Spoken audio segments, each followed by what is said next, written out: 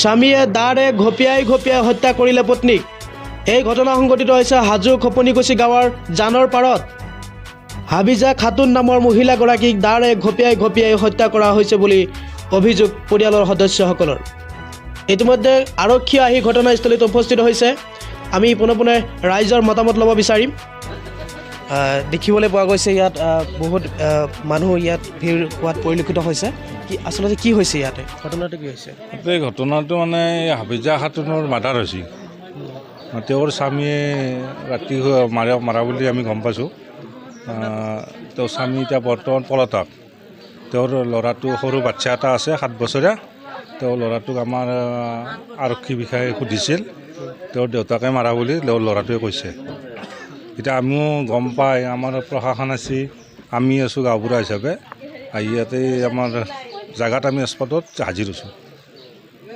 কি হৈছিল ঘটনাটো? কি হৈছিল মানে কালি ৰাতিপুৱা অলপ তেখেতৰ দুজনৰ মাজত কাজিয়া লাগে। কালি ৰাতিপুৱাই অলপ লাগছিল, তাৰমানে ৰাতি লগা নাই, কালি ৰাতিপুৱাই। আমাৰ বাইদেউটো কাম কৰি খায়, তাই গিৰিয়েকটো সন্দেহ কৰে। সন্দেহ কৰিলে কাম কৰিব যাব নেদে, হেন কৰিব নেদে, সেইটো খাব লাগিব। 2 টকা পইচা নেদেও ঘৰত। কাম কৰি খাওঁতে কিবা তৰ্ক লাগিছিল, এইখিনি মই গেছোঁ যাই পেলাই সিহঁতকো বুজাই চুজাই থৈ দিছোঁ।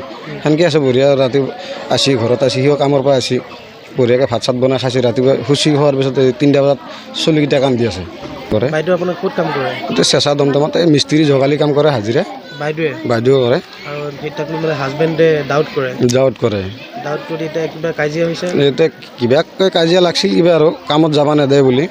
মই কৈছোঁ তই কামত যাব নালাগে, তই কৈছোঁ যে পইচা পাওঁ, মই পইচাকেইটা লৈ আহিম, কালিৰ পৰা কামত নাযাওঁ। এতিয়া ৰাতিটো ঘটনাটো হৈ গ'ল। আপোনাৰ নামটো? মোৰ নাম মতলিব খান। কি হয় তেখেতে মোৰ ডাঙৰ বাইদেউ। আপোনাৰ নিজৰ বাইদেউ? নিজৰ ডাঙৰ বাইদেউ। কিহেদি মাৰিছে? দাৱে দি মাৰিছে, দাৱে দি কোবাইছে, এখানটি হাতত কোবাইছে, খাইছে, হাতত কাটছে, হাত কাটছে এনেকৈ। হাততো কোবাইছে? এখানটিতো কোবাইছে।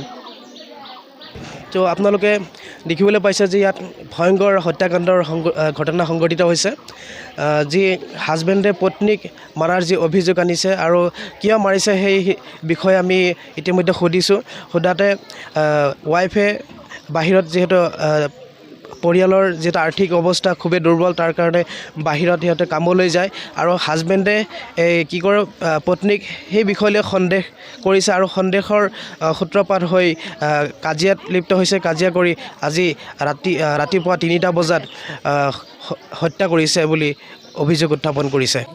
আৰু ঘটনাস্থলীত আৰক্ষী আহি ইতিমধ্যে উপস্থিত হৈছে আৰু ইয়াৰ তদন্ত কৰি আছে। পৰৱৰ্তী আপডেট পাব। চেনেলটো এতিয়াই ফ'ল' কৰক আৰু ভিডিঅ'টো এটাকৈ শ্বেয়াৰ কৰি দিয়ক। ধন্যবাদ। News desk report, news live AI MA।